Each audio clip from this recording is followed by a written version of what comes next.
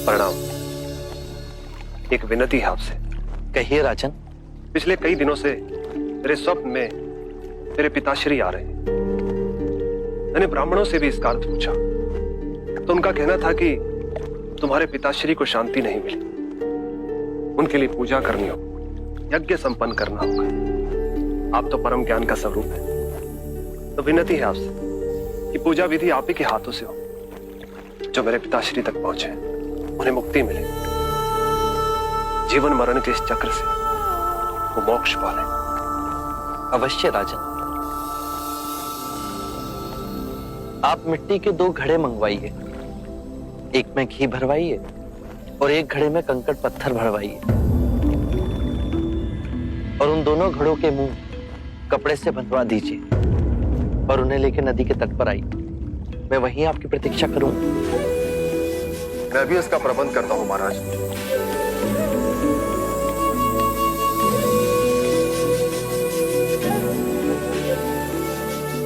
महाराज, अब आप इन दोनों घड़ों को पानी में डाल दीजिए।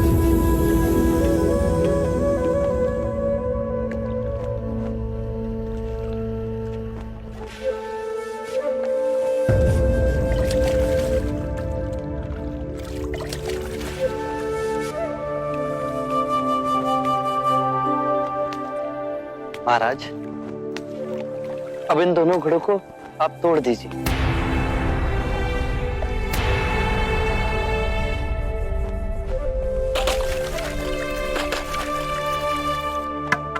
महाराज, अब आप ध्यान से देखिए कि ऊपर उठ पानी पर तैरने लगा। अब बताइए, मेरे या किसी और के पूजा पाठ करने से क्या ये घी नीचे बैठ सकता है? असंभव। ये तो घी का स्वभाव ही नहीं। सत्य कहा आपने। उसी प्रकार किसी भी पूजा पाठ, विधि विधान, कर्म कांड के द्वारा पानी के अंदर डूबे हुए कंकड़ पत्थर क्या ऊपर आ तैर सकते हैं? नहीं बुद्ध, ये तो प्रकृति के नियम के विरुद्ध है। तो हम प्रकृति से भिन्न कैसे हुए? हम भी तो प्रकृति का ही रूप है। सत्य कहा बुद्ध। एक सत्य ये भी है राजन, यदि हमारे पूर्वजों ने अपने जीवन काल में कंकड़ पत्थर बोए, दुष्कर्म किए, तो वो स्वाभाविक ही कंकड़ पत्थर की तरह नीचे बैठ जाएंगे।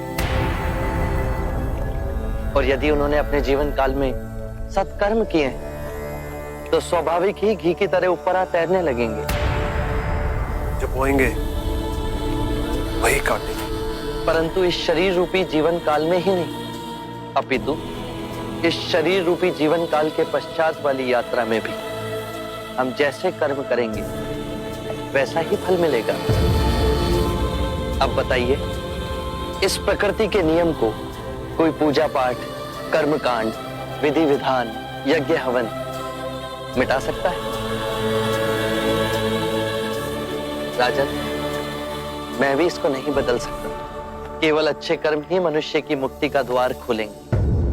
ये कैसी तलवार है आपके हाथ में, जो एक क्षण में सारे झूठ काट केवल ज्ञान को प्रकाशित करती है। ना जाने कितने जन्मों और भटकता में यदि आपकी कृपा ना होती, इस एक क्षण में आपने अपनी अदृश्य तलवार से मेरे अहंकार का सर भी काट दिया।